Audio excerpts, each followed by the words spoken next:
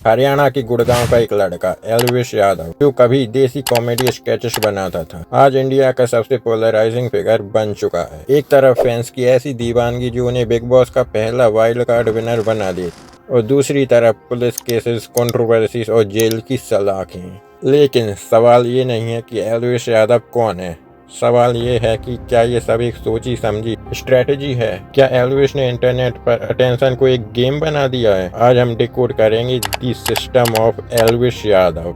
एल्विश भाई के आगे कोई बोल सकता है क्या? एल्विश भाई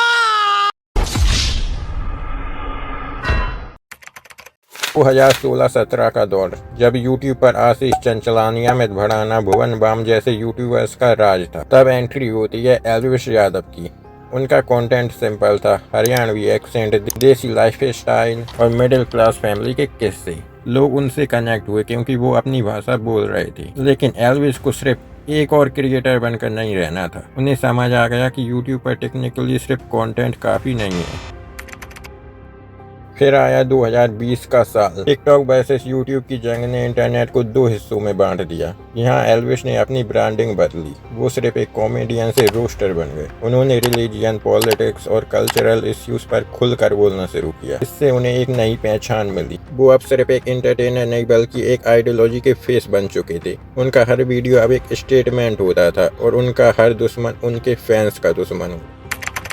लेकिन असली धमाका होना भी बाकी था। बिग बॉस OTT सीजन 2 एक ऐसा शो जहाँ वाइल्ड कार्ड कभी नहीं जीता था। एल्विश ने वहाँ कदम रखा और पूरा शो उनके सिस्टम के इर्द गिर्द घूमने लगा। उन्होंने दिखा दिया कि उनकी डिजिटल आर्मी कितनी ताकतवर है।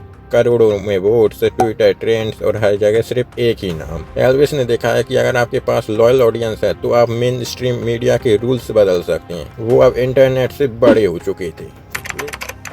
लेकिन शोहरत अपने साथ एक कीमत लाती है। पिछले सालों में एल्विश का नाम जितना काम के लिए नहीं जाना गया, उससे ज़्यादा कंट्रोवर्सीज के लिए जाना गया। कभी किसी क्रिएटर को थप्पड़ मारना, कभी स्नेक वेनम केस में इंटेरोगेशन, तो कभी लीगल नोटिसेस। नॉर्मल क्रिएटर के लिए ये उनका करियर खत्म कर देने वाला मूवमेंट होता है, लेकिन एल्विश के लिए नहीं। उनके व्यूज इन सब कंट्रोवर्सीज के बाद और बढ़ गए। हर कंट्रोवर्सीज के बाद उनका एक नया व्लॉग या वीडियो आता जो ट्रेंडिंग में जाता। क्या ये गलती है या फिर एल्विश को पता है कि नेगेटिविटी को व्यूज में कैसे बदलना है?